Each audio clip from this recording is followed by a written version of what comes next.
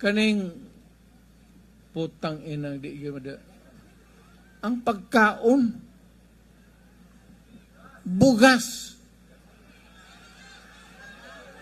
Ang iyang giingon ni adto nga 20 pesos daw ang kilo.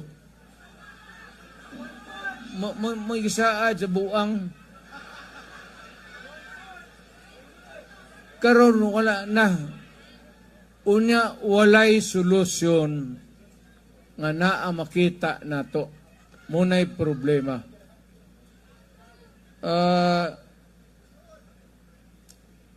Nag-import sila og daghang bugas. Mubayad magyud nagtaripa. Ang taripa giubsan nila from 35 to 15. So daghang bugas ni sulod. Pero pagbaligya, mahal ng gihapon. Unsa man yung putang inaw? Pasudlo na, mubo ang taripa, daghang bugas, pag-deliver,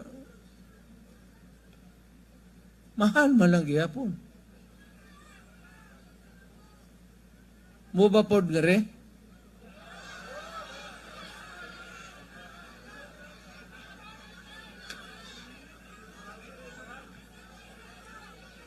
Oo, kasabot.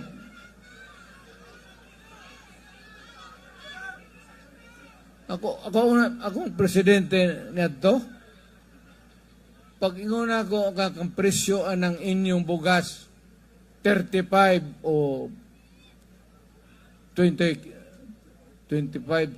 per kilo, mo nga na masunod. Kani siya, presidente man unta, dili maka mando. Waton ang problema, makitaan man yung mulaygay. Una pa siya mo desider. Pagkahinay yun, iingnan ta mo, weak president yun.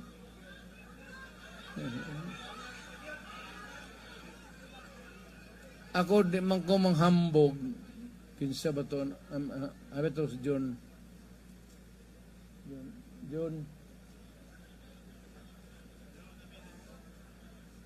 kasi ito akong gitawag na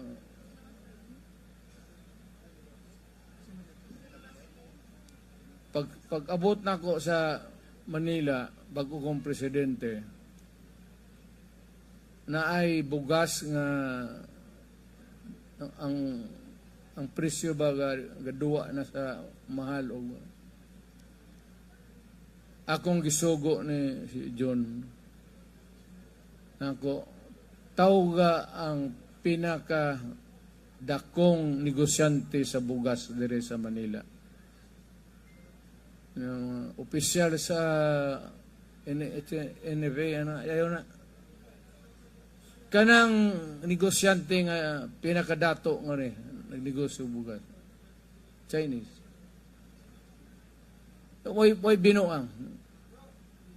Kani tinuod na naaman si Major Dia. Tawag na akong Chinese, ipalingkod na ako sa sila. Ingon ako nga naay tay problema.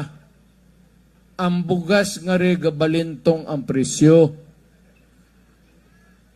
Karon ako dakang ingnon og dili gani na mabutang sa pustong presyo ipapatay ta ka.